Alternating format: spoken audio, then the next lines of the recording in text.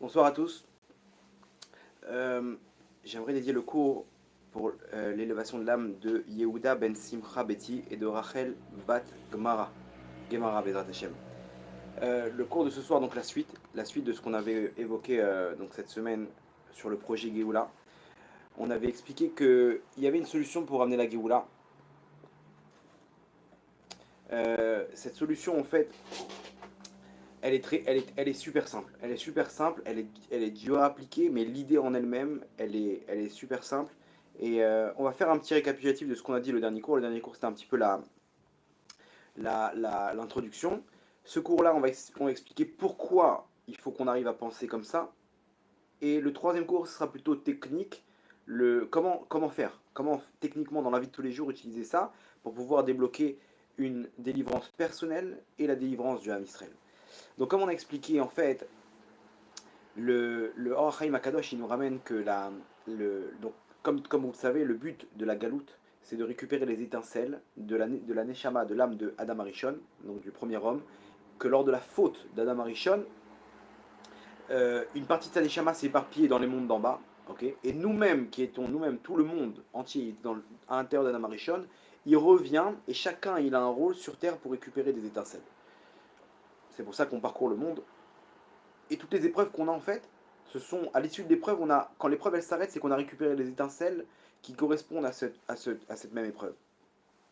Maintenant, il nous dit comme ça que dans chaque galoute, en fait, on atteint des portes. Il y a des degrés. Jusqu'à qu'on arrive à la. Aujourd'hui, on est dans la galoute, dans la 50e porte de la galoute, de la Touma, des forces du mal. Et là-bas, on doit faire un travail qui va nous débloquer la 50e porte de la Gdusha, qui est la Géoula.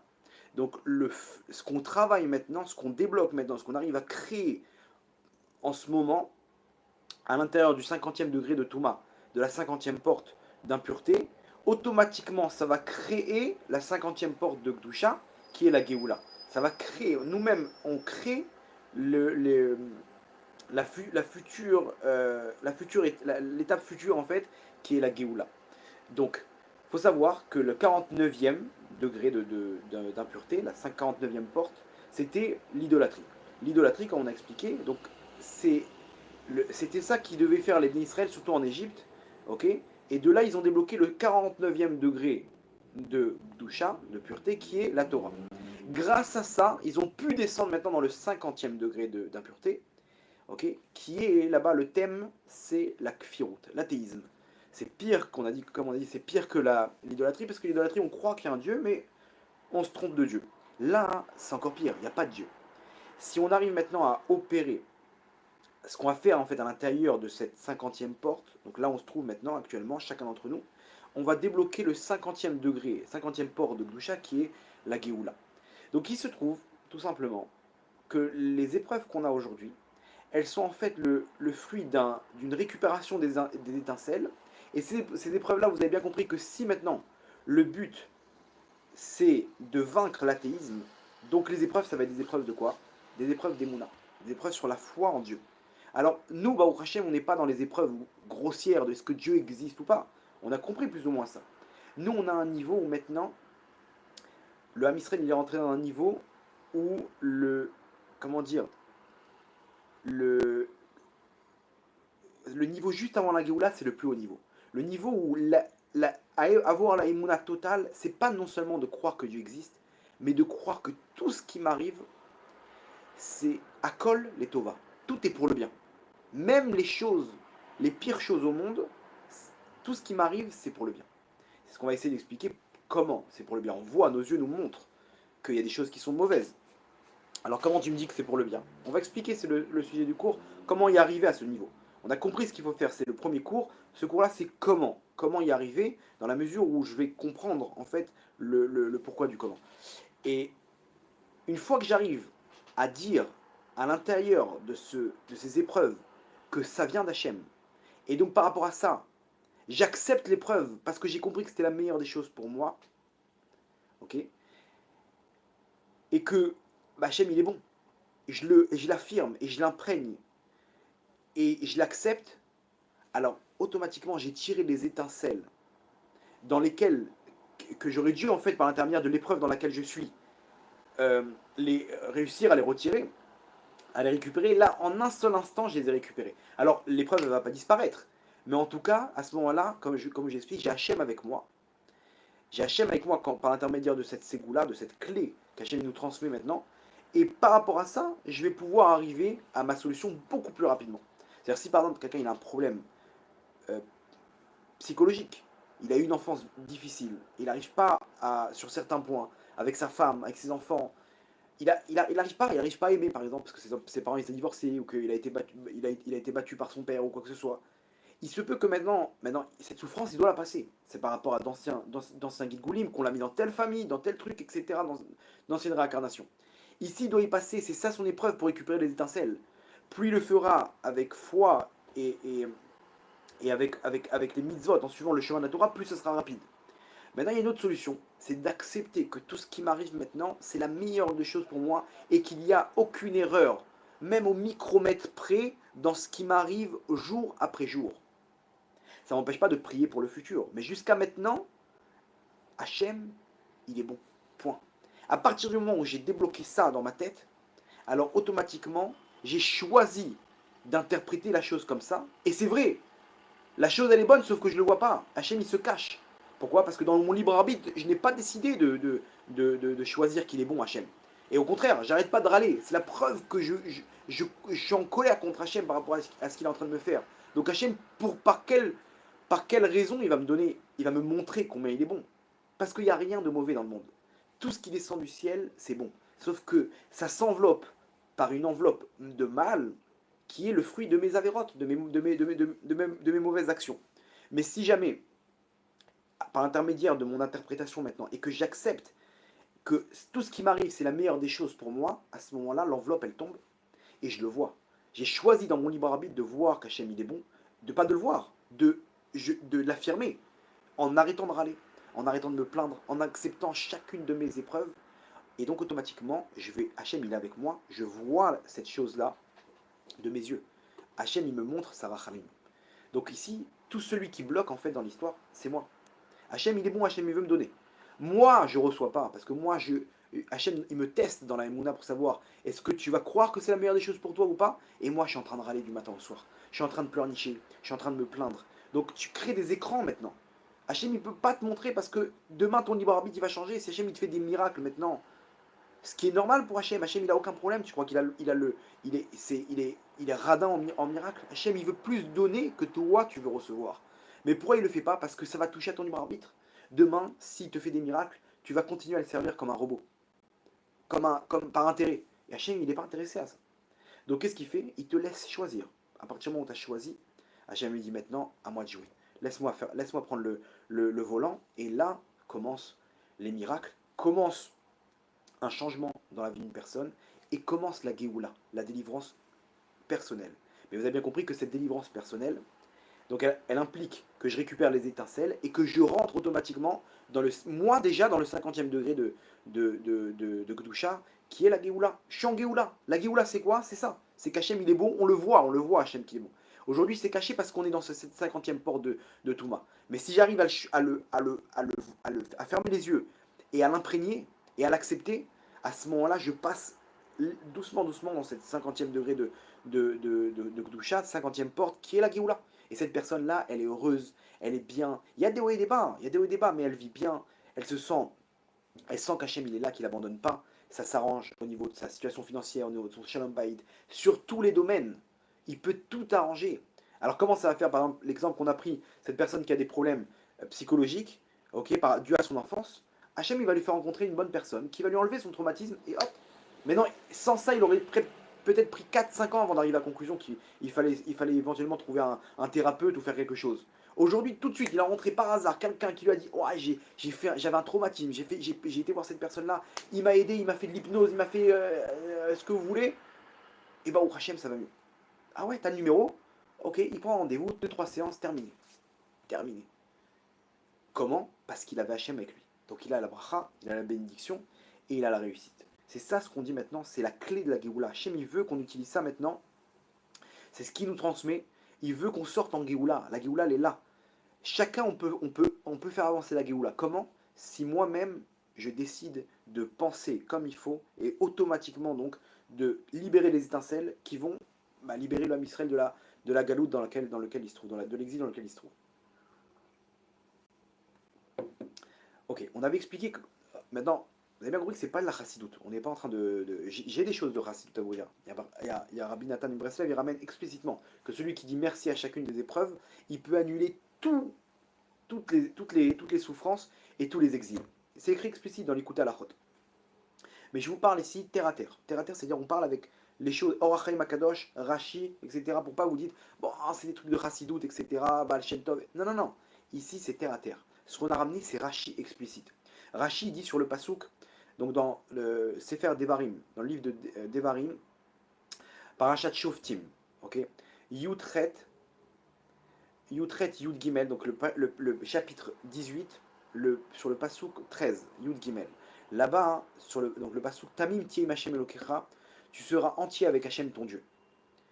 C'est quoi ce Passouk? On nous dit ici de ne pas commencer à chercher des combines, peut-être comme ça, les comptes d'en haut, etc. D'aller voir une voyante qui va te dire non, sois et confiance, sois pur, avance avec le cœur pur devant Hashem ton Dieu. Et Rashi là-bas, qui est le commentateur principal de la Torah, il explique comme ça. Il dit va, italer imo betmimut, va avec lui, avec naïvement dans le bon sens, genre entier, avec le cœur entier de savoir que tu es entre de bonnes mains. Vete tsapelo, et espère-le. Donc là on parle d'une personne qui sait pas où il doit aller. Il est perdu, il est dans une situation où ça va pas dans rapport à ça va pas avec sa femme, il sait pas s'il doit déménager, cette personne-là elle a des problèmes avec son mari, elle sait pas si elle doit divorcer, si elle doit continuer, elle n'arrive pas à trouver son zivou, et ils n'arrivent pas à avoir des enfants, ils savent pas quoi faire. Avance avec Hachem. Betmimout. Betmimout, ça veut dire avec le cœur pur, sans commencer à te prendre la tête, etc. Vete tsapelo, espère-le. Espère qu'Hachem il va te libérer. Velo tarkor achar atidot. Et n'explore pas après le futur, d'aller voir maintenant un kabbaliste, d'aller voir une voyante, d'aller voir des prophètes et des marabouts. Laisse tout ça de côté. Fais confiance que tu es entre de bonnes mains. Et là, seulement, kolma sheyavi sheyavo alecha kabel betmimut. Tout ce qui t'arrive, accepte-le entièrement. Betmimut, c'est-à-dire avec pureté. Comme un enfant, sa mère lui dit mon fils, maintenant on va aller dans tel endroit, il pose pas de questions. Enfin aujourd'hui c'est une génération différente, mais ma maman elle veut mon bien, elle veut qu'on aille là-bas, on va là-bas, elle veut. Kabel de betmimut, et regardez la suite. Ve'az tiimo lechelko. Et alors tu seras avec lui, ça part. Tu seras avec Hachem, vous vous rendez compte? C'est-à-dire que la façon d'être avec Hachem, qu'on explique maintenant, c'est à partir du moment où tu acceptes ce qui t'arrive, la situation t'accepte, tu te dis quoi? Il y a une erreur maintenant? C'est pas possible. Hachem, il a décidé comme ça maintenant. Il a décidé que j'arrive pas à me marier. Il a décidé que j'ai des problèmes avec mon mari, avec ma femme, avec mes enfants, des maladies, chas v'shalom. Il s'est trompé, Hachem. On va expliquer dans le cours comment ça marche. Mais est-ce qu'il s'est trompé? Après ce cours, normalement, vous devrez arriver à la conclusion qu'Hachem, il se trompe pas. Il peut rien arriver au hasard. Tout ce qui m'arrive, c'est la meilleure des choses pour moi. Et il n'y a rien d'injuste. Dans le bien comme dans le mal. Akadosh Baruch Hu, il est droit et il n'y a pas de cadeau. Oui, il y a des cadeaux dans le bien. Mais dans le mal, au contraire, Hachem, il te réduit, mais il te donne une chose qui est ce que tu dois venir, qui est ton rôle sur terre. Ça, il te le donne, il peut pas te l'enlever. Et on te dit, si tu arrives à accepter ça, alors à ce moment-là, tu as Hachem avec toi. Tu seras avec lui, ça part. Ça veut dire maintenant, Hachem te dit, maintenant toi, tu es avec moi. Tu es avec moi, et là, on passe pour on rentre dans une autre dimension. C'est pas la même vie. C'est pas la même dimension. Tu es avec Hachem. Tout ce que tu vas faire maintenant, tu vas toucher, tu auras la bracha. Je vous dis, je l'applique sur moi, cette méthode. Et je suis arrivé à la conclusion, j'ai matérialisé tout ce que je vous dis maintenant parce que je vis. Et je vois la bracha qu'Hachem me donne, vraiment, je vous dis. Je vous dis pas ça pour me vanter, pour le Haïnara, j'en ai rien à battre de ça. Je vous dis ça parce que je suis heureux avec Hachem aujourd'hui et j'ai envie de vous le transmettre. Et pas que moi. Il y a beaucoup de rabbinim qui parlent de cette Torah aujourd'hui parce que ça se matérialise de plus en plus. Et c'est ça qu'Hachem il veut. Hachem il veut qu'aujourd'hui on peut le faire, on est au dernier niveau de la galoute, c'est ça qui nous demande Hachem. Celui qui le fait, il sort de galoute. Il sort de sa galoute à lui, et il sort automatiquement il rapproche l'âme Israël de la Géoula, de la délivrance finale. Automatiquement, quand toi tu sors de ton exil, tu rapproches l'âme Israël de la venue du Mashiach. Comme ça, regardez ce qu'il dit dans la Gemara Ta'anit là-bas, Rabbi Yoshua ben Levi. Il nous dit comme ça, Kol Amekabel Isurim Besimcha, tout celui qui reçoit avec joie ces épreuves, Mevi Geoula Laolam. Mevi Yeshua Laolam. Il amène une délivrance au monde. C'est pas ce qu'on est en train de dire maintenant. C'est une Gemara Ta'anit. Elle nous dit explicitement celui qui accepte avec joie. Maintenant, on vient de lui annoncer, il a été viré de son travail. Il commence à danser maintenant. Parce qu'il sait que c'est la meilleure des choses pour lui. Hachem, tu veux que je pars de ce travail-là. Toda Rabba, il commence à danser. Il amène la délivrance dans le monde. Pourquoi? Parce que maintenant, dans le 50e degré de Touma, c'est ça qu'Hachem il veut. Il nous fait des épreuves, des mounas terribles, plus dures les unes que les autres, pour qu'on arrive à créer chez nous que Hachem il est bon, malgré que nos yeux nous montrent que c'est pas bon. Et toi, tu crées que c'est bon. Donc dans la réalité, tu amènes la délivrance. C'est une Gemara explicite. C'est dans le Talmud, c'est écrit noir sur blanc. Le Shulchan Aruch, c'est le livre d'Alachot, le livre des lois du Ham Israël. Il y a écrit là-bas dans le Siman Resh Lamed 130, ok. Il y a écrit un homme il doit s'habituer à dire tout ce qui m'arrive c'est pour le bien. C'est une halakha, c'est-à-dire un homme il doit s'habituer tous les jours à dire que tout ce qui m'arrive c'est la meilleure des choses pour moi. C'est marrant parce que le Siman c'est Resh Lamed. Resh Lamed ça veut dire Ral. Quand on le prend comme ça, donc 130 c'est Resh Lamed, c'est Ral. Pourquoi je me rappelle de ce Siman? Parce que quand quelqu'un il râle, donne-lui cette loi qui est de s'habituer à dire que la colle est Tova. Donc, si vous voulez vous rappeler du signe, c'est exactement c'est l'Alacha. L'Alacha nous dit. Elle nous dit tu dois t'habituer à dire que c'est la colle est Tova. Comme ça, David Amelech, il a réussi. À l'époque, c'était les tzadikim. Rabbi Akiva, lui, il voyait le Beth Amikdash, il rigolait. Il voyait le Beth Amikdash détruit, il rigolait. Mais quoi? Lui, il est dans la Torah de la Géoula déjà. Rabbi Akiva, il est dans la Torah de la Géoula. C'est une Torah que tout le monde pourra réussir. Dans chacune de tes épreuves, fais-le et tu vas goûter à ça. Tu vas goûter à être dans la part d'Hachem. Tu vas sentir qu'Hachem est avec toi. Alors comment ça va se passer? Est-ce que quel thérapeute tu vas devoir choisir? Quelle personne va t'aider à arranger ton shalom bayit? Hachem, il peut changer le cœur de ton mari. D'un coup, il va se transformer. Tu vas rencontrer ton zivou, tu vas avoir des enfants, des histoires incroyables, des trucs incroyables, vraiment, je vous dis. Les gens, ils font ça. J'ai fait ça avec mes élèves, etc. Je lui dis, fais-le. Je suis en train de plus en plus de le faire autour de moi. Et les gens, ils m'appellent, la première phrase qu'ils me disent. Je leur demande des nouvelles. Rav, des miracles. Des miracles. Explique-moi, tac, tac, des trucs de fou. Des trucs de fou. Ok, il y a des trucs qui prennent un peu plus de temps. Ok, il y a des trucs qui ne sont pas encore mis en place. Mais on sent qu'il y a un changement. On sent qu'Hachem, il est intervenu ici. Très bien. Donc, ça, on a expliqué comment ça marche. Ok, c'est écrit Or Makadosh, Rashi, la halacha elle-même, les Gmarot, etc. Maintenant, on va rentrer un peu plus en profondeur. Pourquoi tout est pour le bien? Est-ce que quelqu'un peut m'expliquer? Ok, je veux bien te croire. Ok, t'es gentil, t'as l'air de dire quelque chose qui est sincère. Ok, mais comment ça marche quoi? Moi, voilà, je te parle de quelqu'un, ok, qui vit des épreuves terribles. Il a, il a, il a, il a, il a, il a une maladie et il est pas bien et son grand-père il est à l'hôpital et comme ça et comme si il te raconte une vie de catastrophe. Tu parles avec une femme, elle te raconte une vie de qu'est-ce que tu leur réponds à ça? Non, à Kol les Tova. Mais ils vont t'envoyer balader. Mais je souffre là, je souffre maintenant. Ta souffrance, il faut pas l'enlever. Ce que tu souffres, c'est évident. La souffrance, on n'est pas en train de dire attention, on n'est pas en train de dire qu'il faut contourner la souffrance, parce que sinon ça va nous revenir comme un boomerang. Oui, j'ai mal, Hachem. Oui, j'ai mal, mais je sais que c'est la meilleure des choses pour moi. C'est contradictoire. Comment c'est possible? T'as mal, mais c'est la meilleure chose pour toi. Si t'as mal, c'est forcément que c'est pas bien. Quelle personne aime souffrir? Alors, vous allez voir que c'est profond. Vous allez voir que c'est profond, on va rentrer un peu plus dans les détails, et j'espère qu'on va plus intérioriser ce qu'on est en train de dire ce soir. Effectivement, on avait amené l'exemple du dentiste, que oui, il est parti chez le dentiste, il souffre, il va enlever une dent. Mais pourquoi il pousse pas des cris comme le gosse là-bas dans la salle d'attente? Parce qu'il sait que c'est pour son bien. Donc quand tu as du date, quand tu sais pourquoi tu as tout ça, ok, alors automatiquement la souffrance elle disparaît. Elle est là, oui j'ai mal, je souffre, etc. Mais je suis entre les mains d'Hachem.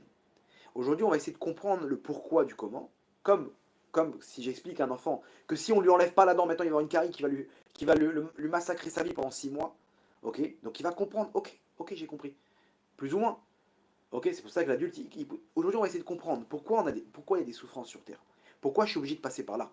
Pourquoi Hachem ne peut pas m'aider. Quand je prie, etc., et je galère pour avoir des enfants ou quoi que ce soit. Comment ça marche? C'est ce qu'on va expliquer ce soir. D'un autre côté, je vous ai dit que tout ça, c'est réveiller en fait chez nous l'amour qu'on a pour Hachem. À partir du moment où tu sais qu'Hachem, t'aimes Hachem, tu vois tous les miracles qu'il fait, tu vois tout ce qu'il t'a donné jusqu'à maintenant, tu te focalises sur le bon point, regarde tout ce que tu as une maison, tu as un toit, tu as une femme, tu as des enfants, ok, ça va pas dans ton travail, ok, mais regarde que au Hachem, tes enfants ils sont en bonne santé, tout va bien. Regarde comment Hachem, il t'a jamais abandonné. Une personne, elle aime naturellement Hachem. Quand tu arrives à faire confiance à Hachem par amour, tu réveilles cette pointe d'amour que tu as à l'intérieur de toi, à ce moment-là, tout change. C'est plus la même épreuve. À quoi ça ressemble? Quelqu'un qui, une personne comme ça qui, d'un coup, on lui annonce qu'il y a des nouveaux voisins. Bon, c'est un couple de personnes âgées. Et lui, d'un coup, à partir de 9 heures du soir, alors les murs, ils sont en carton, et d'un coup, il entend taper à la porte. Et il voit le, cette personne âgée qui lui dit, s'il vous plaît, vous pouvez faire un peu moins de bruit, je vous entends parler au téléphone fort et on n'arrive pas à dormir. Ok, bon, il est un peu gêné et tout, mais bon, il est 9 heures quoi. Comment... Et comme ça, tous les demi-heures, ça tape à la porte, tous les jours. Il sait plus quoi faire. Un jour, ils ont tapé à la porte. Et quand vous marchez, essayez de pas trop taper sur le parquet, ça résonne et tout. Il n'en peut plus. Il a ça, mais quoi, comment on ne peut pas vivre comme ça? Et donc, il souffre. Il souffre de cette épreuve. À côté de ça, après 3 ans d'attente, Bécha, Tova ou Mutzlachat, Baruch Hashem, Hashem, il leur a envoyé un enfant. Et ils ont eu un petit bébé, trop mignon comme ça. Maintenant, le bébé, regardez bien, il leur fait exactement les mêmes épreuves. C'est-à-dire que maintenant, sa femme, elle lui dit, dès qu'il parle fort au téléphone, chut, le petit vient de s'endormir, s'il te plaît. Ok, il se réveille la nuit, et truc, il peut plus marcher fort, il se rend compte, il dit, attends, mais en fait, le bébé, il nous fait subir exactement comme le couple de personnes âgées, là. Mais bizarrement, ça nous dérange pas. Vous savez, c'est quoi la différence entre les deux? C'est que ce bébé, je l'aime. Donc quand je l'aime, cette souffrance-là, elle me fait pas souffrir. Hachem, c'est pareil. Quand j'ai compris, j'ai réveillé à l'intérieur de moi combien j'aime Hachem, combien il est là pour moi, et qu'il écoute tous mes problèmes, à ce moment-là, l'épreuve, elle se minimise. Mais il reste quand même à comprendre pourquoi. Si Hachem il m'aime, alors pourquoi il me fait subir tout ça? C'est ce qu'on va expliquer ce soir. Ok. Pour comprendre, on va raconter une histoire. L'histoire qui a écrit dans le Tanakh, dans la Bible, sur Yerovam ben Nevat et Achia Shiloni. Donc je vais vous placer tout de suite le contexte. Achia Shiloni, c'était un des plus grands prophètes du Ham Israël. Achia, c'est son prénom, Anavi, Achia Ashiloni. Ok, lui-même il est sorti d'Égypte, lui-même il a écouté le don de la Torah de la bouche d'Hachem, lui-même il est rentré en Israël, il a vécu très longtemps. Et c'était un des plus grands prophètes, c'était à la tête de tous les prophètes. À tel point que Rabbi Shimon Bar Yochai, avant de partir de ce monde, il a fermé les yeux, et là-bas il a raconté qu'on lui a montré que sa place, elle allait être avec Achia Shiloni dans le Gan Eden, au paradis. Donc imaginez-vous, Rabbi Shimon Bar Yochai, il se retrouve, c'est là-bas que la place qu'on lui a donnée. Et vous allez comprendre pourquoi aussi les deux, quel lien ils ont les deux, Achia Shiloni et Rabbi Shimon Bar Yochai. Maintenant, à quelle époque on se trouve?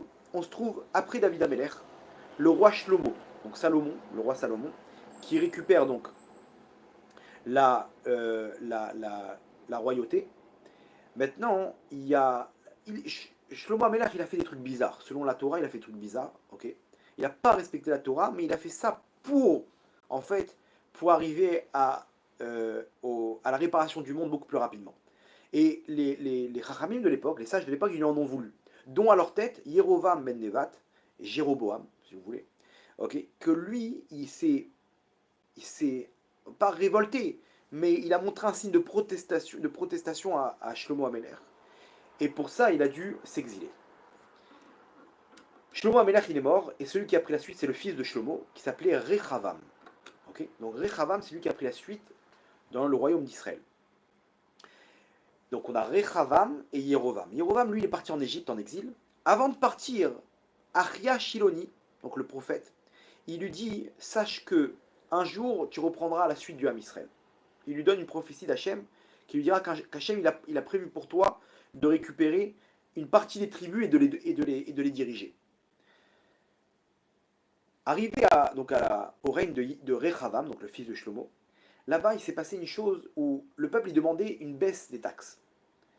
Il a réuni là-bas ses conseillers, donc le roi Rechavam, et il leur a dit, qu'est-ce que vous pensez? Vous pensez qu'il faut baisser les taxes ou qu'il faut justement augmenter les taxes pour pas qu'ils commencent, on leur donne la main et ils vont dire bon c'est un roi qui est faible et après ils vont prendre le dessus. Ces anciens conseillers ils ont dit réduit. Ok. Les, les nouveaux conseillers ils ont dit sois fort, sois fort. De là la Gemara elle déduit une chose, le Talmud dit une chose que le conseil des anciens il construit, le conseil des jeunes il détruit. Vous allez voir pourquoi, parce qu'il a écouté les jeunes. Il a écouté les jeunes. Pourquoi? Parce qu'en fait, il y a la psychologie, elle est que on veut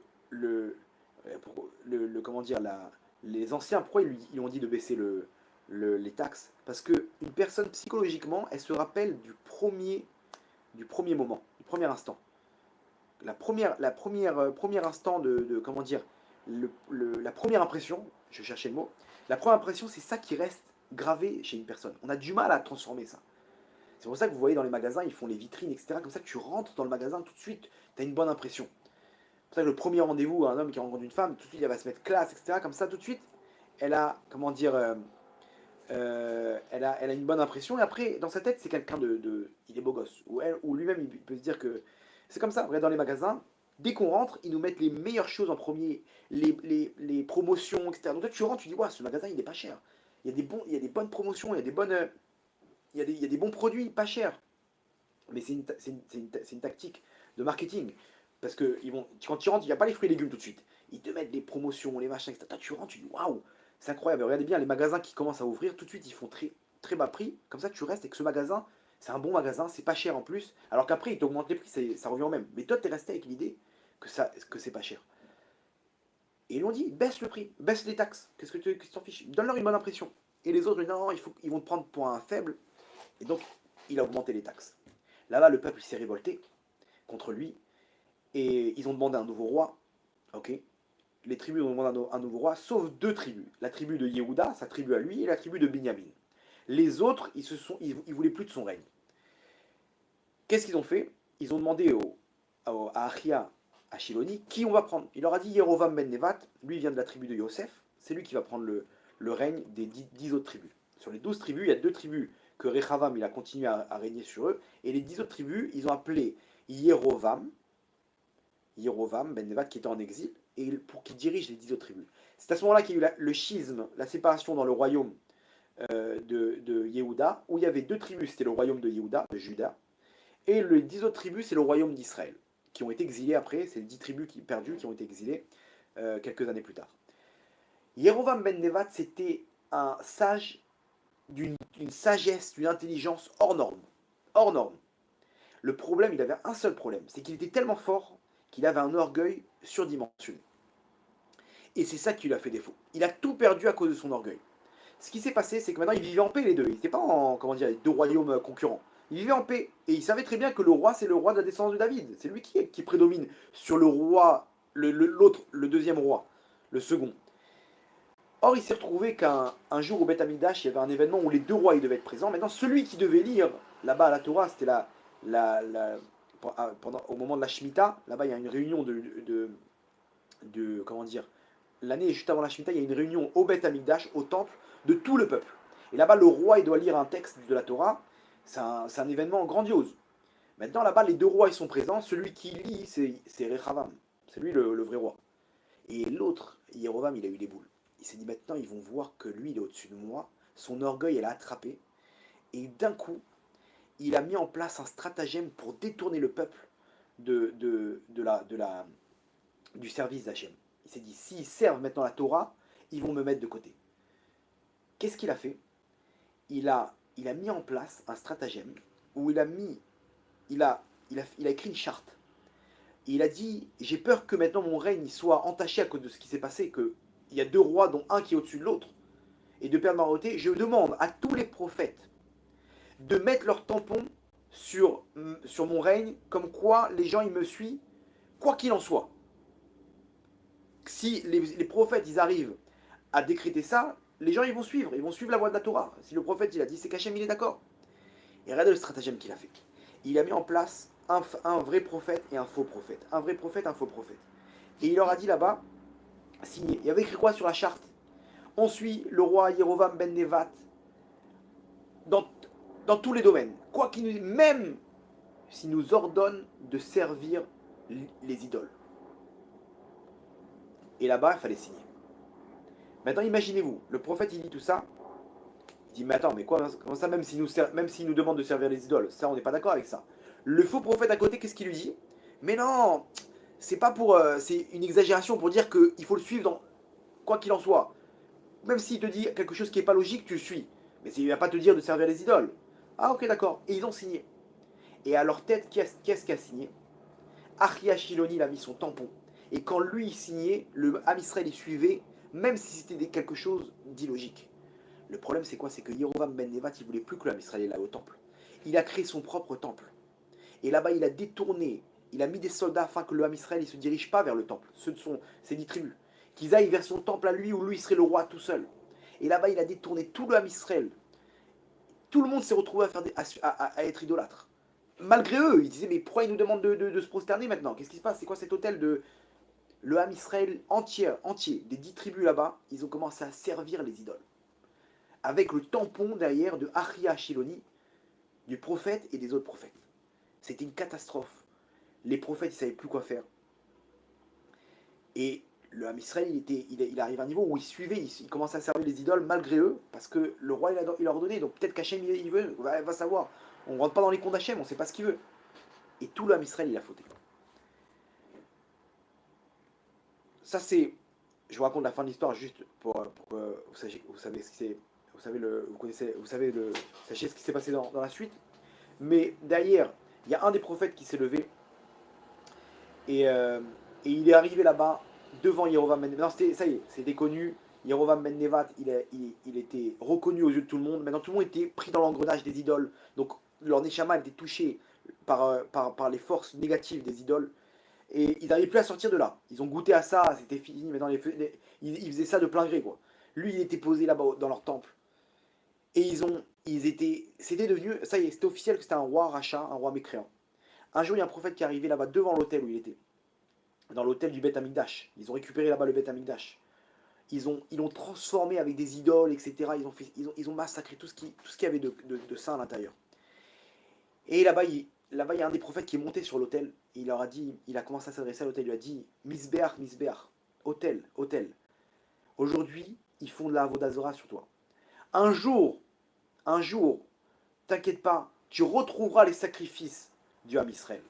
Et la preuve, c'est quoi? C'est que quand je finirai de parler, tu te fendras en deux.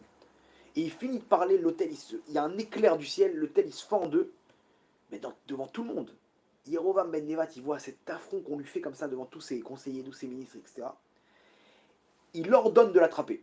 Au moment où il jette son doigt comme ça pour l'attraper, pour leur demander pour demander à tout le monde de l'attraper, il reste bloqué, paralysé. Son doigt il reste paralysé, sa bouche paralysée. Il n'arrive plus à bouger. De là, la Gemara elle déduit que si tu touches à Hachem, à son temple, à son autel, Hachem il pardonne. Mais si tu veux toucher à ces tzadikim, Akadosh Baruch Hu il pardonne pas. C'est ce qui s'est passé. Juste avant, ils étaient en train de massacrer tout ce qu'Hachem il avait de bon sur terre. Ils étaient en train de le détruire. Maintenant, il veut attraper un prophète. Hachem dit non, pas ça. C'est pour ça que les tzadikim, quand vous êtes proche des tzadikim, d'un vrai tzadik, vous lui faites du bien, c'est Hachem qui vous fait du bien à vous-même. Vous lui faites du mal, vous faites du mal à vous-même. Les gens aujourd'hui parlent des tzadikim et des religieux, mais tu parles des enfants d'Hachem, tu parles de la prunelle des yeux d'Hachem, ceux qui s'occupent du business d'Hachem du matin au soir. Alors il y en a qui sont pas bons, c'est vrai, je ne suis pas en train de dire que tout celui qui a une barbe, il a le cœur pur. Mais quand tu sais qu'il y a un tzadik tu le connais, tu vois qu'il est pur, va à fond avec lui. Parce que ce que tu fais Hachem, en bien comme en mal. Maintenant, là-bas, comment dire, ils ont, ils ont, ils ont réussi à lui enlever sa paralysie. Le prophète, il a prié pour lui, pour lui enlever sa paralysie. Malheureusement, son fils, il est tombé malade. Ahria Shiloni, il est devenu aveugle à cause de cette histoire. Comme il n'a pas vu ce qui était en train de se préparer, mesure pour mesure, il a perdu la vue. Le fils à Yerovam ben Nevat, il était malade entre la vie et la mort. Tous les médecins, ils ont abandonné. Là-bas, à cette même époque, la Gemara nous raconte qu'Akadosh Baruch Hu, il a attrapé par son habit Yerovam ben Nevat. Il lui a dit, fais tchouva, si tu fais tchouva, toi, Ben David, Ben Ishaï, pardon, David Améler et moi, on se baladera ensemble dans le Gan Eden. Vous savez ce qu'il lui a répondu, Yerovam? Il répond à Hachem, il lui dit, c'est qui sera à la tête? Réponse d'Hachem, David. Alors si c'est ça, je veux pas. Je veux pas faire tchouva. Mais écoute ce qu'il t'a dit. Fais tchouva, et toi, David et moi, on se baladera dans le Gan Eden. Il t'a dit l'ordre. L'ordre, c'est toi en premier. Devant David. Tu poses la question, qui c'est qui... Redis-moi Hachem que c'est moi le meilleur. Hachem dit non. Alors, à ce moment-là, pas besoin. Pas besoin de faire tchouva. Il lui dit pas besoin de faire tchouva. Si c'est pas moi le meilleur, pas besoin. Regardez de qui on parle, tellement qu'Hachem il aimait ce sadique qui Yerovam ben Nevat, malheureusement qui a tourné, parce que quelqu'un qui est grand, automatiquement, il peut, dans les forces du mal, il peut arriver à pire que ça. Là-bas, ils sont partis voir, il a envoyé sa femme, va voir Ahria Shiloni, dis-lui de guérir mon fils. Elle est partie le voir, elle s'est dit c'est bon, il va me reconnaître, il est aveugle. Dès qu'elle est rentrée, elle dit à ton mari que son fils il va mourir, et que ça sera une partie de la réparation de ses fautes, et que s'il ne fait pas de tchouva, il reviendra, il souffrira toutes ces années. Et elle a commencé à pleurer, etc. Ça, c'est l'histoire, Yerovam ben Nevat. Jusqu'à aujourd'hui, il revient en Gilgoul et il essaie de réparer. Maintenant, vous allez me dire quel rapport avec ce qu'on est en train d'expliquer maintenant. Ahria Shiloni, vous savez en qui il est revenu en Gilgoul? Ahria Shiloni, il est revenu en Gilgoul, en réincarnation, de Rabbi Shimon Bar Yochai. Ni plus ni moins. Rabbi Shimon Bar Yochai, maintenant vous comprenez pourquoi ils avaient la même place dans le Gan Eden. Il est revenu pour réparer ce qu'il a fait dans son ancienne vie qui était Ahria Shiloni, le prophète Ahria. Quelle est l'erreur qu'il a fait? Il a divisé le Ham Israël. Il a divisé l'unité d'Hachem. Que Hachem est Chad, qu'Hachem est un. Et qu'il n'y a pas d'autre Dieu à part lui. Il a divisé cette unité. Tout le monde connaît l'histoire de Rabbi Shimon Bar Yochai. Il a dû fuir la royauté là-bas romaine qui voulait le tuer. Là-bas, il s'est retrouvé avec son fils dans une grotte, enfermé, avec à peine de quoi manger, de quoi boire, enterré sous terre, parce que leurs habits, ils ne voulaient pas qu'ils soient usés. Ils voulaient les garder pour Shabbat, donc ils ont enlevé leurs habits, ils se mettaient sous terre. Et là-bas, ils ont étudié la Torah pendant 13 ans. 13 ans de souffrance, un tzaddik comme Rabbi Shimon Bar Yochai. Je vous pose la question, mais 2 minutes. Si on savait c'était qui Rabbi Shimon Bar Yochai, on aurait dit, mais pourquoi il souffre? Ok, quelqu'un qui ne fait pas les mitzvot, la Torah, il souffre, il ne fait pas Shabbat, d'accord, mais lui, toute sa vie, il a servi Hachem. Toute sa vie, il a servi Hachem de toute sa force. Et c'est ça, la Torah. C'est ça son salaire. De souffrir 13 ans. Vous savez c'est quoi 13 ans dans une grotte? 13 ans à étudier la Torah. Mais de quoi on parle? Et en fait, maintenant, on comprend. Maintenant, si on pouvait dire à cette personne, mais tu sais même pas c'est quoi les comptes d'en haut. Tu sais qui il est, Rabbi Shimon Bar Yochai? Tu sais c'est qui? C'est ni plus ni moins que Ahria Shiloni. Et Ahria Shiloni, quand il est venu en haut, il a vu le dégât qu'il a causé indirectement. Il a supplié Hachem, Hachem, envoie-moi, je dois réparer maintenant. Je dois remettre cette unité en place. Je dois remettre que cette force de dire qu'Hachem il est un, qu'il n'y a rien d'autre sur terre, que En Od Milevado. Hachem lui dit, tu vas retourner mon fils. Quand la génération elle sera propice, je te renverrai. Mais attention, il y aura des épreuves. Pour réussir à éclairer cette lumière que tu dois faire, tu dois passer par la réparation de cette faute. Et regardez combien de temps il s'est retrouvé dans la grotte, Rabbi Shimon Bar Yochai. D'abord 12 ans, il est sorti, après il est revenu 1 an. Il est sorti juste après, il est rentré 13 ans. 12 plus 1, 13. 12 pourquoi? Par rapport aux 12 tribus. 12 années de souffrance par rapport aux 12 tribus qu'il a séparées, qu'il a fait fauter par le tampon qu'il a mis là-bas. Et la 13e année, pour dire 13 ans en tout, parce que 13, c'est la valeur numérique de quoi? Echad. Echad, Aleph 1, Chet 8, 9, Dalet 4. 9 et 4, 13. 13, c'est Echad. Echad, c'est 1. L'unité d'Hachem. C'est 13 ans de souffrance qu'il a eu Rabbi Shimon Bar Yochai.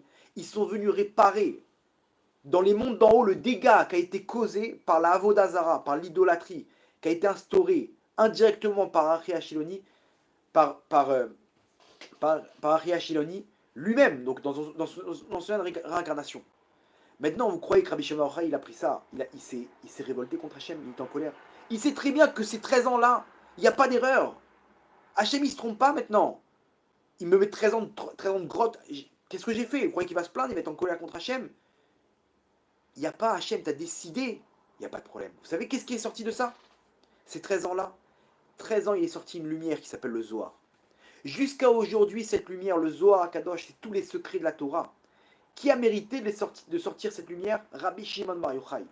Jusqu'à aujourd'hui, c'est grâce à ça qu'on arrive à dire qu'Hachem il est un. Parce que des fois, on ne comprend pas ce qui se passe. Et quand on rentre dans les secrets de la Torah, on comprend qu'il y a des comptes dans les mondes d'en haut. Et que ce qui a été endommagé, il faut le réparer. Et les souffrances qu'on vit aujourd'hui, que tu n'arrives pas à te marier, que tu dois divorcer, que tu as des problèmes de parnassa, c'est des souffrances qui viennent par rapport à les dégâts qu'on a fait dans ce monde-là, dans une ancienne vie, dans d'autres vies, combinées en une seule vie peut-être. Et il n'y a rien au hasard. Si tu arrives à comprendre ça et tu arrives à accepter, tu arrives à comprendre que ce qui t'arrive maintenant, c'est ce qu'Hachem il a choisi pour toi, c'est la meilleure des choses pour toi, pour que tu arrives à éclairer toi aussi le Ham Israël par ta lumière, et bien à ce moment-là, tu as tout compris. C'est ça. Alors lui, Hachem, il a choisi que sa shlemout, sa réparation d'Eshama, doit passer par des galères pour trouver son âme sœur. Lui, ça doit passer par des galères pour arriver à avoir des enfants. Lui, ça doit passer peut-être avec une jambe en moins. C'est ça qu'Hachem a choisi pour toi, pour réparer. Mais c'est clair qu'il n'y a pas d'erreur. Pourquoi tu as perdu ta jambe? Je ne sais pas, mais c'est clair qu'il n'y a pas d'erreur. Tu n'as pas le droit d'être en colère contre Hachem. Tu n'as pas le droit parce que si maintenant Hachem il descendait, il te montrait tout le film, tu aurais honte. Et si tu vois qu'en fait, ce qui t'arrive, c'est 1/100 de ce qui t'est arrivé vraiment, tu verrais que tu seras en train de danser maintenant. Et mieux que ça, c'est qu'en plus, quand tu vas réparer ton âme, ta neshama, tu vas avoir, non seulement tu vas éclairer ce monde-là, comme il a fait Rabbi Shimon Bar Yochai, et en plus, tu vas avoir un monde futur à l'éternité. À l'éternité, mais c'est dément. Tu répares, imaginez-vous, quelqu'un maintenant, son voisin, son fils, il envoie une balle, bah, il a éclaté ma vitre. Il vient, le petit, il me dit, il a 15 ans, il vient, il me dit, je suis désolé, machin, je te pardonne. Mais attention, il faut réparer la vitre. C'est pas moi c'est pas sur mon compte. Et il commence à travailler, il répare, il machin, il réunit un peu d'argent, il amène un réparateur, il replace la vitre, etc. Il balaye tous les morceaux de verre et tout. Et c'est terminé. Quand il termine, je lui donne une enveloppe avec 2 000 euros. Il me dit pourquoi? Bah, t'as réparé la vitre. Mais c'est la moindre des choses, c'est moi qui l'ai cassé. C'est dément ou pas? C'est exactement ce qu'Hachem fait avec nous. Il nous renvoie sur terre pour réparer, mais en plus, quand on répare, il nous donne notre salaire à l'éternité. Il nous donne le Zohar HaKadosh, les secrets de la Torah. Mais c'est la moindre des choses, Rabbi Shimon Bar Yochai, qui doit passer pour réparer. Non, non, non. Quand tu répares, tu éclaires le monde. Quand tu acceptes ton épreuve, tu acceptes, alors automatiquement, tu commences à voir pourquoi Hachem il fait tout ça. Tu as choisi dans ton libre arbitre. C'est pas un service qu'on fait à Hachem d'accepter les épreuves, de dire que c'est des Tovas. C'est la moindre des choses. Hachem, il nous doit rien. Il nous renvoie parce que nous-mêmes, on l'a supplié de nous renvoyer. Il nous a effacé la mémoire. C'est ça l'épreuve de Emouna. C'est là-bas que je dois être fort. C'est là-bas que je dois fermer les yeux et me dire que ce qui m'arrive, c'est la meilleure des choses pour moi. Oui, mais mes yeux me montrent que c'est pas bon. Bah ferme tes yeux. Ferme tes yeux et dis combien Hachem il est Echad. Quand tu fais le schéma Israël, on doit fermer les yeux. Parce que tu peux pas ouvrir les yeux et dire qu'Hachem il est un, c'est trop dur. Alors ferme les yeux. Ferme tes yeux. Et dis, ce qui se passe, c'est la meilleure des choses pour moi. Vous savez, il y a un terme. Les pilotes d'avion de chasse, il y a un phénomène bizarre que à partir du moment où il fait plein de pirouettes dans les airs, au bout d'un moment il perd son équilibre, le pilote. Et en fait, on rentre dans un phénomène qui s'appelle un vertigo. C'est quoi un vertigo? C'est que tout est à l'envers chez lui. Et il se retrouve que quand il va pour atterrir, en fait, il atterrit à l'envers. Mais lui, il est persuadé qu'il est à l'endroit. C'est ce qui s'appelle un vertigo. Maintenant, c'est connu. Ça arrive une fois sur 1000 où le mec, il est en train d'atterrir et lui, tout est inversé dans sa tête. Il a perdu comment dire, le sens de l'orientation à force de tourner, tourner. Et son sens d'orientation, il s'est chamboulé. Tout est inversé. Et là, maintenant, il est en train d'atterrir. Il est sûr qu'il est en train d'atterrir à l'endroit. Mais nous, maintenant, dans la tour de contrôle, on voit un avion à l'envers, comme ça, un avion de chasse à l'envers, qui sort les roues, tranquille, pour atterrir. Et là-bas, maintenant, ils ont un nom de code. Quand il lui dit, t'es en vertigo, ok. Alors, le pilote, il comprend qu'il va atterrir à l'envers. Mais lui, il voit qu'il est à l'endroit. Vous vous rendez compte de l'épreuve qu'il a maintenant? La tour de contrôle, ils disent, vertigo, vertigo, retourne-toi. Et lui, pour lui, il est à l'endroit. Non mais, on te dit, t'es à l'envers. Mais oui, mais je suis en train, moi, mes yeux me montrent que je suis à l'endroit. Alors retourne-toi, fais confiance. Quand on lui dit vertigo, il comprend. Et il se retourne, il atterrit. Maintenant, c'est comme si maintenant il atterrit à l'envers. Il voit tout à l'envers, il est en train d'atterrir, il fait confiance à la tour de contrôle. Notre vie, c'est exactement pareil. Il y a des épreuves, mais attends, mais je vois que c'est pas bien. Ferme les yeux, t'es en vertigo là. Là, t'es en vertigo, ferme les yeux. La tour de contrôle, c'est les tzadikim. C'est la Torah qui te dit, habitue-toi à dire que tout est les Tova, que tout est pour le bien. Ce qui t'arrive maintenant, c'est la meilleure des choses pour toi. Ok, on ne connaît pas le scénario, on ne connaît pas le début du film, mais c'est la meilleure des choses pour toi. Si tu arrives à recevoir, si tu arrives à accepter, c'est là l'épreuve qu'on a. Que tu dois accepter que c'est la meilleure des choses pour toi. Et c'est là que tout commence. C'est là que ta délivrance, elle commence. Quoi qu'il t'arrive, les épreuves, tu t'arrêtes. Tu fermes les yeux. Hachem, c'est ça que tu as décidé pour moi? Ok, j'accepte. Merci Hachem. Merci. Accole les Tova. Hachem, t'es bon. Tov Hachem, Hachem, il est bon. Et c'est ça qu'on doit se répéter. Quand on sent ce Yetzirah, ces forces du mal qui nous disent c'est pas bon. Et toi, qu'est-ce que tu dois leur répondre? Tov Hachem. À partir de ce moment-là, tu retires les étincelles que tu aurais dû avoir maintenant. Que tu aurais dû avoir en passant maintenant tout seul cette épreuve. De gré ou de force, tu aurais dû réparer. Mais quand tu as compris que c'est la meilleure des choses pour toi, alors tu es déjà dans la Géoula. Tu as récupéré tes étincelles et donc automatiquement, c'est beaucoup plus rapide. Hachem, il est avec toi maintenant. Hachem, il veut ça. Rabota, il comprenait qu'Hachem, il a créé le monde, une des raisons, c'est pour dévoiler au monde combien il est bon. Et pourtant, on voit qu'il est cruel. Excusez-moi le terme, Hachem, il est cruel. Il est dur, c'est dur. Regardez toutes les épreuves qu'il y a autour de nous. C'est clair. Mais vous savez pourquoi? Parce que nous-mêmes, on bloque. Hachem te dit, tant que tu râles, tant que tu es en train de râler, je peux rien te donner. Parce que si je te donne, comment ça va s'inscrire dans ta tête? Que c'est bon de râler. Mais toi, dans ton discours, tu es en train de dire, Hachem, je suis en colère avec toi, ce que tu es en train de me faire maintenant. Hachem, t'as tort. C'est pas mon plan. Je veux pas faire ça. C'est pas pour moi. Je veux me marier tout de suite. Tu es en train de dire Hachem, Hachem, tu es en train de faire des erreurs. C'est moi qui ai raison. C'est moi qui suis au centre, Hachem. Tu comprends pas. Hachem, tu devrais faire tchouva. Tu t'es trompé maintenant. Comme ça, on le dit pas. Mais c'est ce qu'on dit quand on se plaint. Mais pourquoi Hachem? Mais c'est quoi cette histoire maintenant? Pourquoi c'est quoi cette journée noire? Et c'est quoi ce truc? Et pourquoi cette femme? Mais tu crois qu'il s'est trompé, Hachem? Tu crois qu'il y a une erreur? Il n'y a pas d'erreur. Mais si maintenant Hachem il te donne, regarde ce qui va alimenter dans ton cerveau. Il va alimenter toute cette kfiroute, toute cet athéisme que tu as en toi, que moi avec vous. On a ça en nous, on a et là, c'est là qu'on te dit, non, mets Hachem dans la Tmouna, mets Hachem dans l'image. Quand tu mettras Hachem dans l'image, tu dis non, non, non, c'est bon, Tov Hachem. Quand tu le dis, alors maintenant tu vas le voir. Hachem te dit, mon tzaddik, Toda Rabba. Merci, parce que grâce à ça, je vais pouvoir intervenir et je vais pouvoir dévoiler combien je suis bon. C'est ça le but de la création. Le but de la création, c'est montrer combien Hachem il est bon, mais nous-mêmes on le bloque. Nous-mêmes on le bloque parce qu'on est en train de râler. Tnu os l'Elokim, il y a écrit dans la Torah. Donnez la force à Hachem. Hachem, Tzilecha. Hachem, c'est ton ombre. Comme tu te comportes, il se comporte. Tu râles, Hachem dit, je t'attends mon fils, il n'y a pas de problème. Donc il intervient, mais il est obligé de te cacher parce que sinon ça va toucher à ton libre arbitre. Comprenez? C'est ça, quand une personne elle se plaint, elle ferme le robinet. Elle ferme le robinet. Il y a écrit dans la Torah 98 malédictions. À la fin, vous savez ce qu'il y a écrit dans la parashat Kitavo? Tout ça, tachat asher lo avata et Hachem esimcha. Tout ça parce que tu n'as pas servi Hachem ton Dieu avec joie. C'est bien. Tout ça parce que j'ai pas... Non. Tout ça, c'est par rapport à tes avérotes. Mais moi, je ne veux pas te les donner, ces malédictions. Mais du fait que tu râles et que tu n'es pas Messimra, je suis obligé de les lâcher. Parce que tu m'empêches de les retenir. Tu m'empêches de te montrer combien je peux tout annuler en 2 secondes. Alors ok, il y a des avérotes, ne retourne pas dans les avérotes, essaie de prendre sur toi, essaie d'avancer, essaie de faire tchouva, essaie de prendre, de tirer des conclusions sur la suite. Mais tout de suite, dis que c'est Hachem, comprends que c'est Hachem qui fait tout ça. C'est ça les comptes d'en haut. Aujourd'hui, on comprend que tout ça, c'est évident. Rabbi Shimon Bar Yochai lui-même, cette histoire-là, et vous devez l'inscrire à l'intérieur de vous. Dire quoi? 13 ans de souffrance, pourquoi? Pourquoi? Vous croyez quoi? Il dansait pas dans la grotte là-bas, Rabbi Shimon Bar Yochai? Vous croyez qu'il était triste dans la grotte? À aucun moment. Il savait très bien. Rabbi Akiva, il était en train de le peigner avec des peignes de fer. Avant de mourir, il était en train de rigoler. Pourquoi? Parce qu'il sait très bien. Chaque peigne de fer, Hachem, c'est la meilleure des choses pour moi. Merci Hachem. Mais Kabel Bet Mimout, il reçoit avec amour. Mais comment c'est possible? Jusqu'où ça va? Jusqu'où ça va? Il n'y a pas jusqu'où ça va. Jusque Hachem, c'est ça ce qu'il a décidé. Même les anges là-bas, ils sont devenus fous. Mais en fait, quand vous connaissez l'histoire, vous verrez que chaque chose, il a mérité.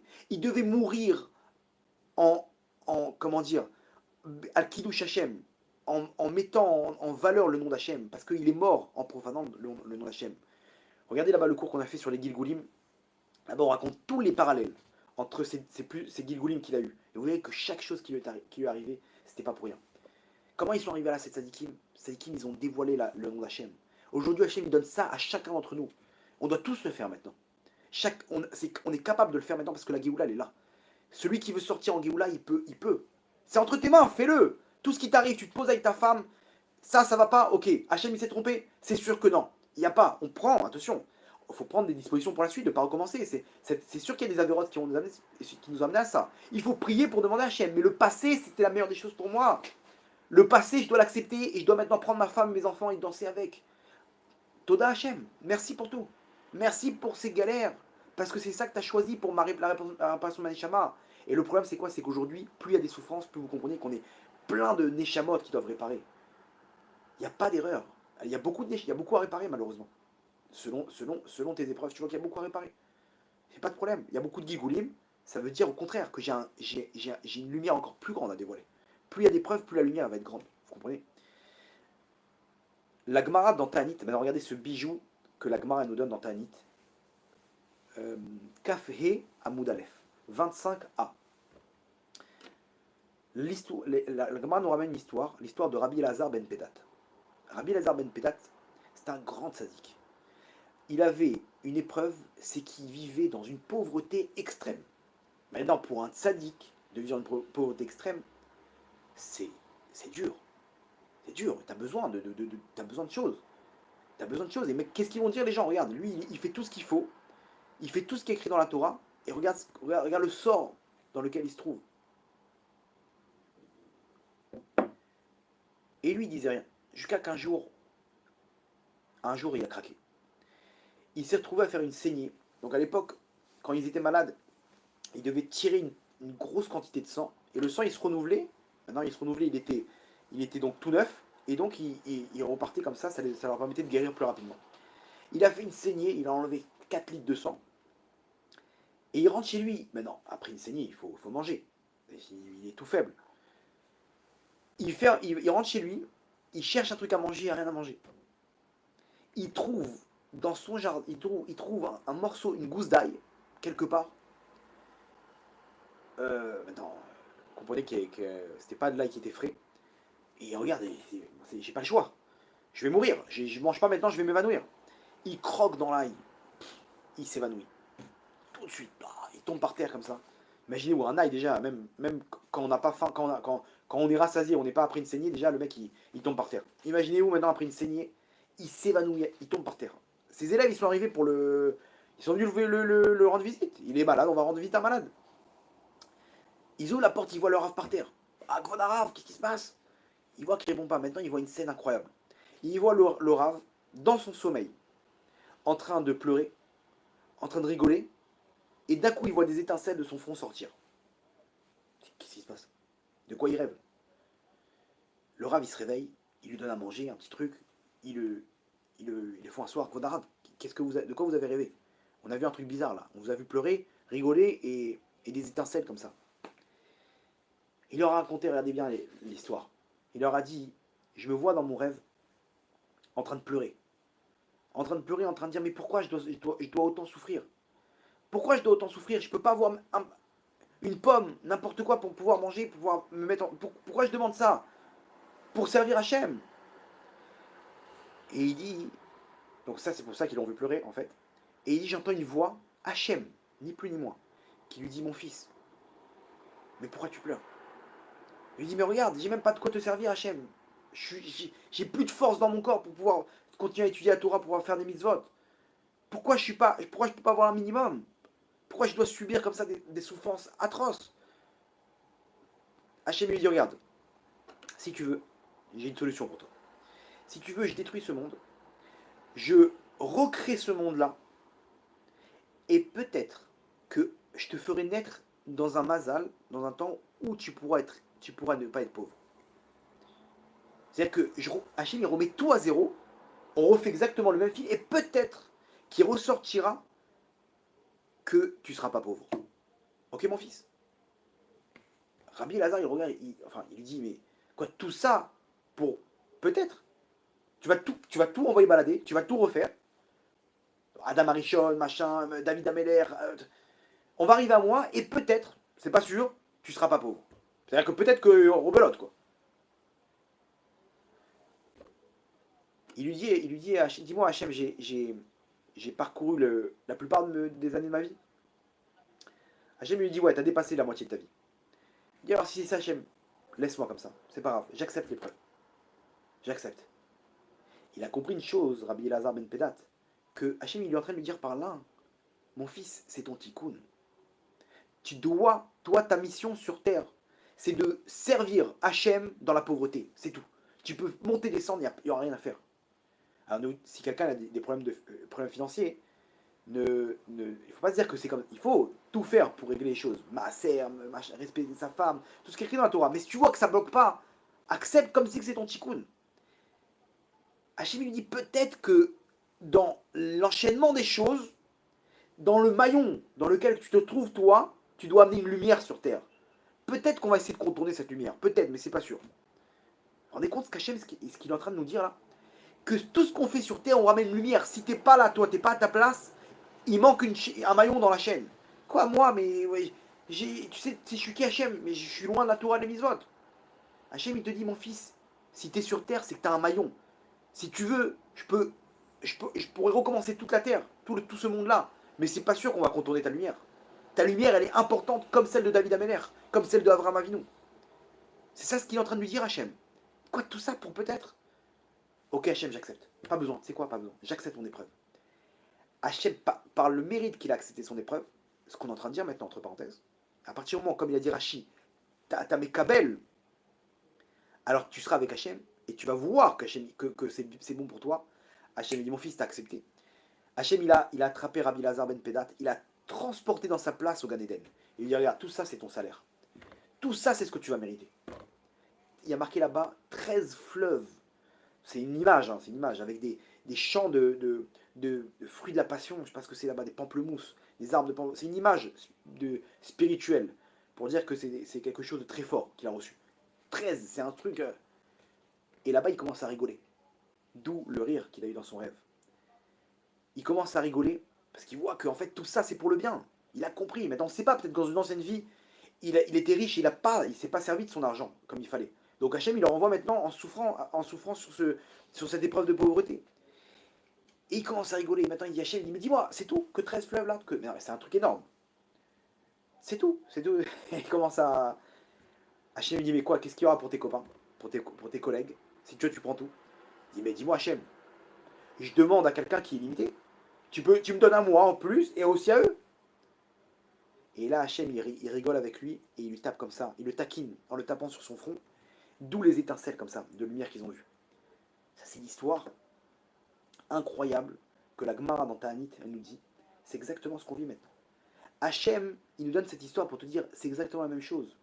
Si on pouvait maintenant, pareil, si on pouvait parler avec Hachem, on aurait commencé à pleurer de toutes les larmes de notre corps. Et on aurait dit Hachem, mais pourquoi Hachem? Pourquoi je ne peux pas me marier?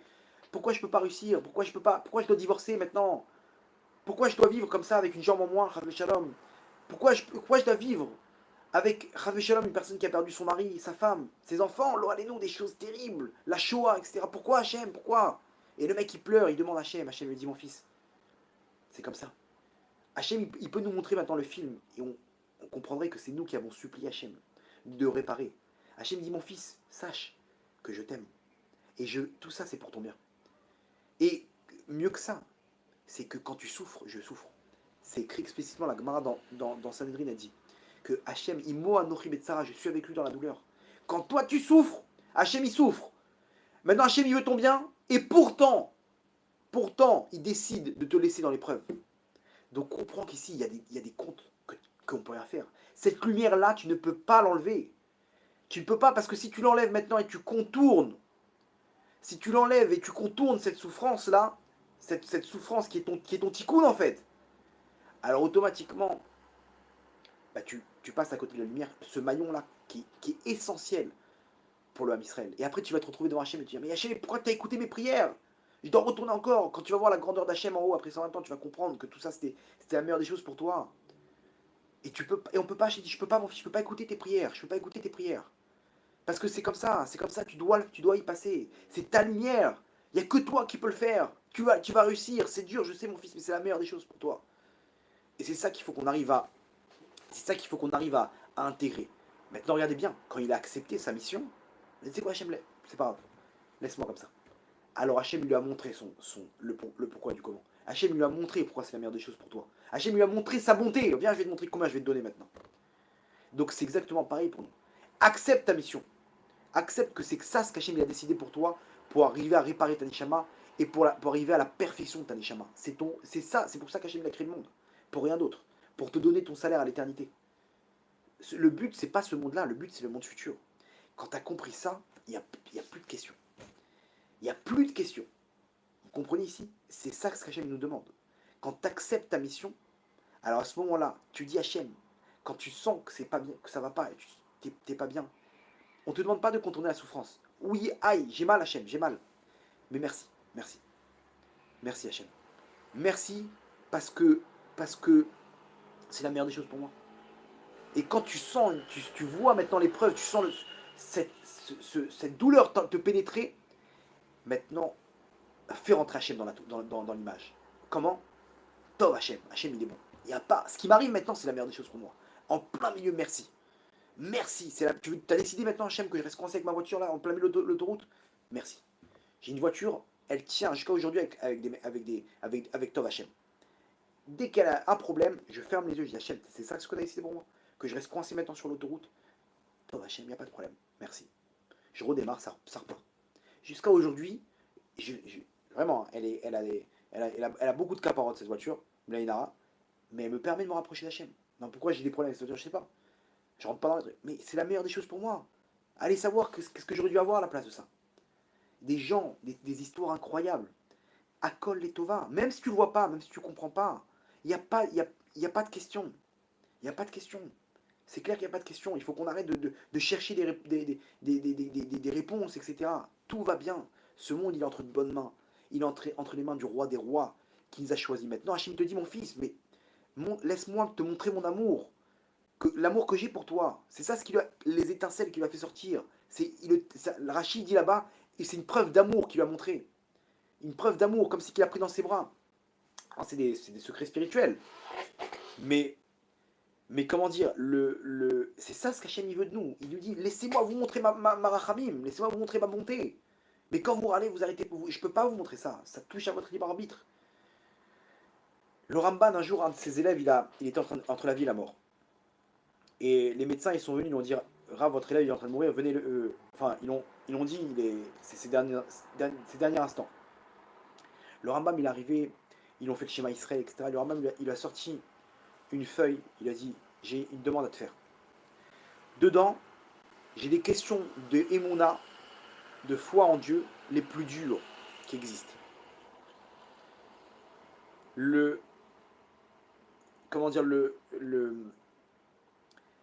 Ces questions-là, si quelqu'un il tombe dessus, il peut prendre sa kippa et la jeter par terre. C'est tellement que c'est des questions, il n'y a pas de réponse. Il lui dit, je t'en prie, quand tu montres en haut, là-bas, demande à parler à tel ange. Tu lui dis tel nom sacré. Il va te faire entrer dans un endroit. Là-bas, tu vas derrière un rideau, tu poses ta question, tu vas recevoir la réponse. Tu viens me voir en rêve, tu me donnes la réponse. Ok? Je te laisse la feuille, Quand on t'enterrera avec la feuille, tu l'auras avec toi là-haut. Kvod Harav avec plaisir, il n'y a pas de problème. 2 semaines après, le Rav, il rêve de son élève. Il voit son élève avec une lumière. Ah, il dit, je suis content de te voir. Je vois que tu as eu une bonne place dans le Gan Eden. Si je vois cette lumière comme ça. Il lui dit,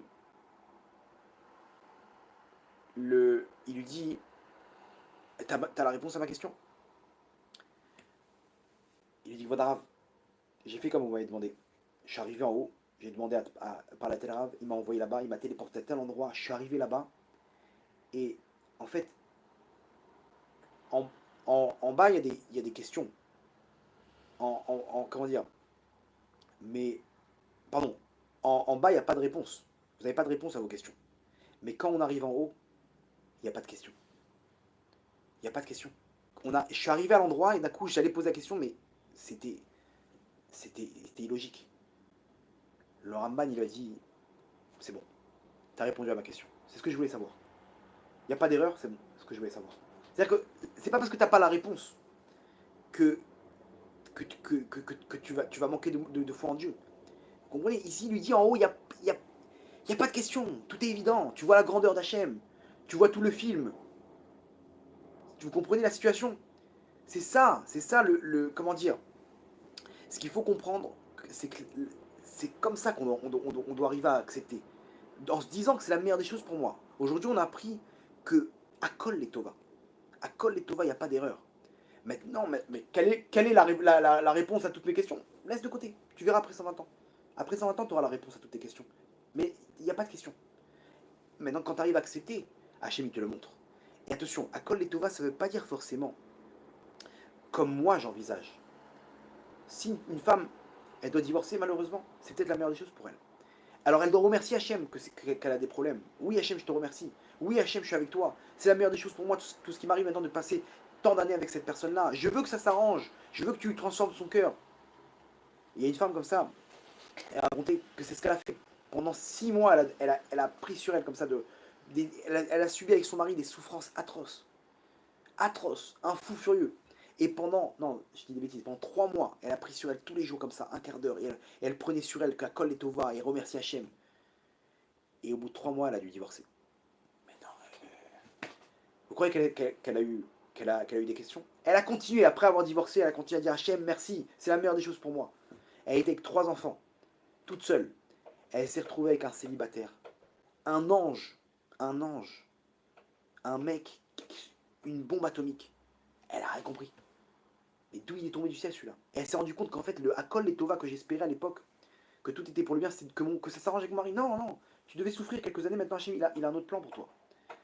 Il a un autre plan pour toi, vous comprenez? C'est ça ce qu'Hachem il nous demande. Mais nous, on est là en train de râler, de bloquer tout.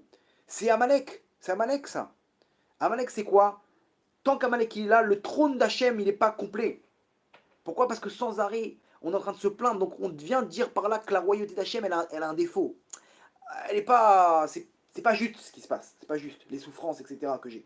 Non, dis qu'Hachem, c'est le roi, c'est la meilleure des choses pour moi maintenant.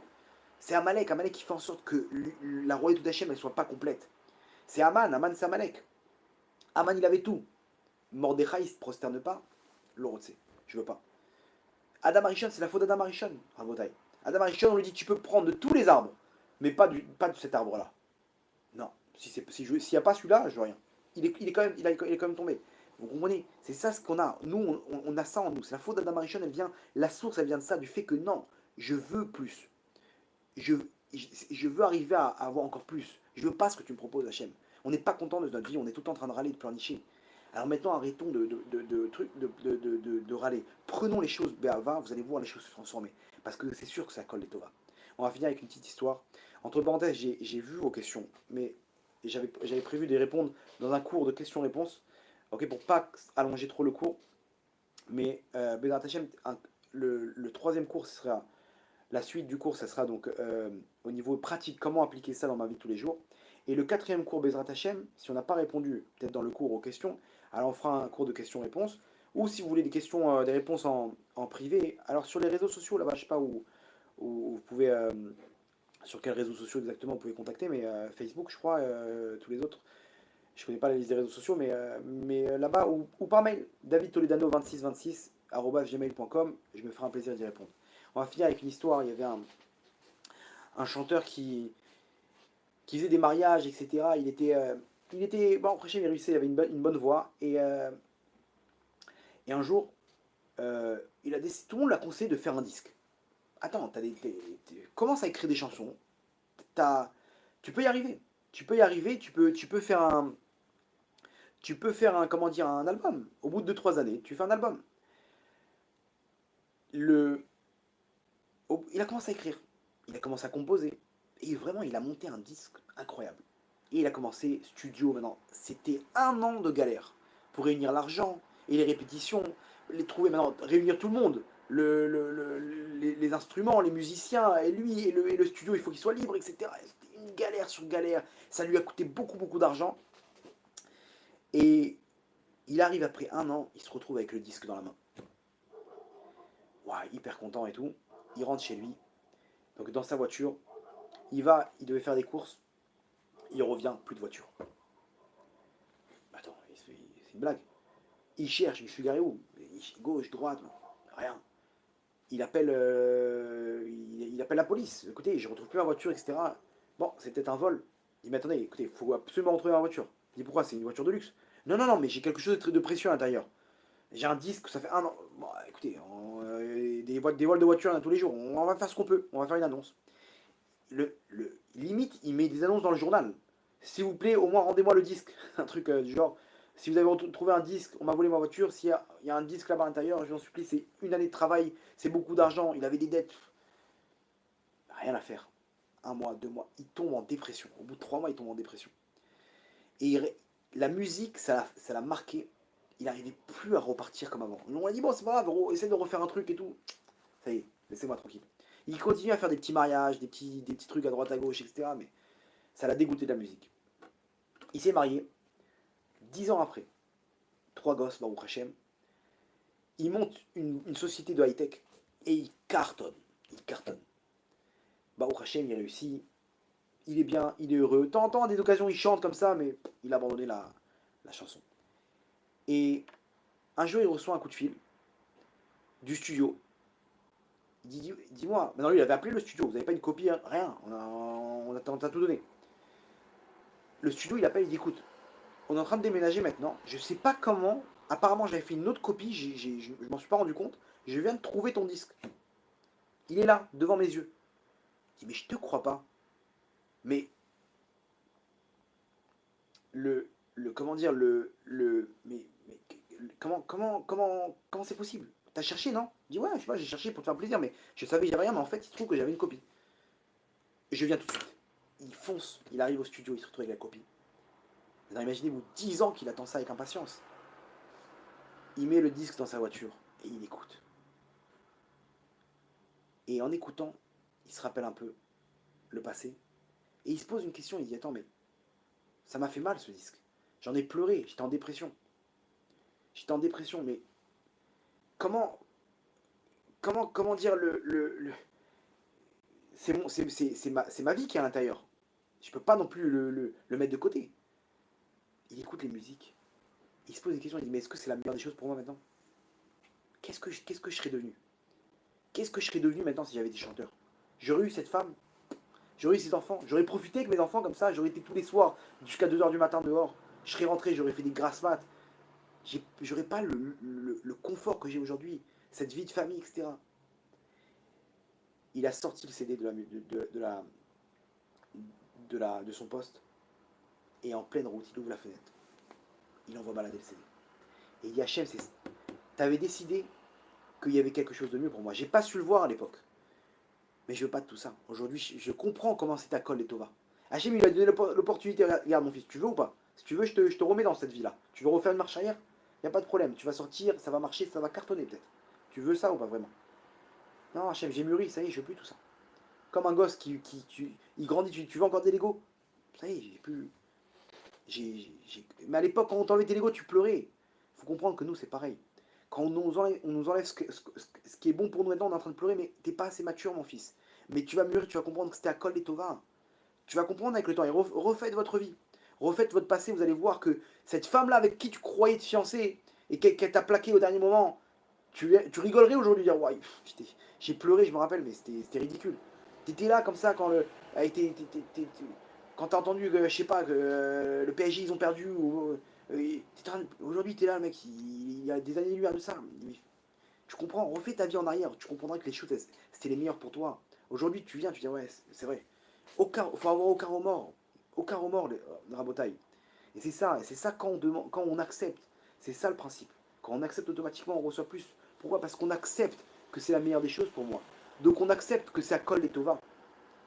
Et quand ça colle les tovas, automatiquement, tu montes par la Hachem que ce qui se passe, j'ai choisi Hachem de comprendre que c'est la meilleure des choses pour moi. Donc Hachem, il va te le montrer. Il va te le montrer que c'est la meilleure des choses pour moi parce que c'est comme ça qu'Hachem il est. Hachem, il veut nous donner. Et arrêtons de fermer le robinet. Acceptons qu'à Kol les Tova, que Tov Hachem.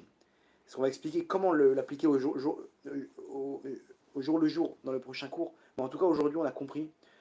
Le principe, c'est le premier cours. Pourquoi, quand je dis merci, je reçois. Et quand je me plains, au contraire, je ferme le robinet. Parce que personne n'a envie de donner à quelqu'un qui se plaint. J'ai quelqu'un, le pauvre, il a des problèmes de Shalom Bayit, il se bat pour sa femme elle a un problème, elle est tout le temps en train de se plaindre.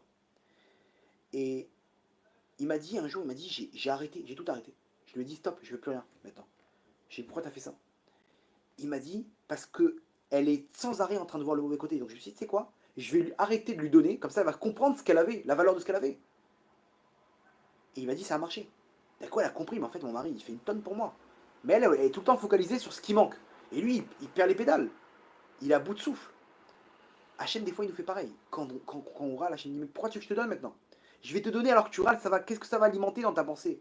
Que c'est bon de râler, que c'est bon de se plaindre. Et c'est bon de remettre en question ton tikkun et ton rôle sur terre. Tu vas droit au mur avec ça. Donc accepte et tu verras ce que je vais faire, Bezrat Hachem. Donc Yeratson, qu'Hachem puisse nous donner force comment dire, d'accepter que la Kol est Tova, de pouvoir appliquer ce qu'on est en train de dire. Et faites-le, vraiment. Faites-le, essayez. Entre parenthèses, il n'y a même pas besoin d'expliquer ce que j'explique. Faites-le et vous verrez par vous-même. Faites-le et vous verrez par vous-même. Appliquez tout ça et vous verrez comment votre vie elle change. Comment Hachem est en train de prendre les choses entre ses mains. Et aujourd'hui, vous avez quelque chose qui peut prouver tout ce qu'on est en train de dire. Et c'est ça ce qu'Hachem veut aujourd'hui. Donc, il y a qu'Hachem puisse donner la délivrance à chacun d'entre nous et à la délivrance Berachamim Gedolim pour tout l'âme Israël. Baruch Adonai L'Olam, Amen, Amen.